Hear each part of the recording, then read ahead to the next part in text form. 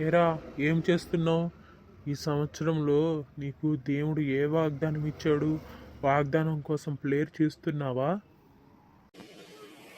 తీసుకున్నారా, కానీ ఎప్పుడు వాగ్దానం నా జీవితంలో నెరవేరట్లేదు. ఎందుకు నెరవేరదు? దేవుడు మాట ఇచ్చాడంటే మనుషులన్నా తప్పుతారు, కానీ దేవుడు అయితే తప్పడు.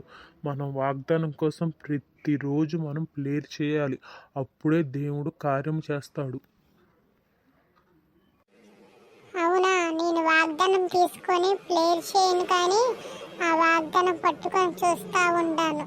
ఇప్పటి నుంచైనా దేవుని సుందర ఎక్కువగా ప్రేయర్ చేసుకొని ఆ వాగ్దాన ఫలం పొందుకోవాలని ఆశపడుతున్నాను. నా కోసం ప్రేయర్ చేయరా?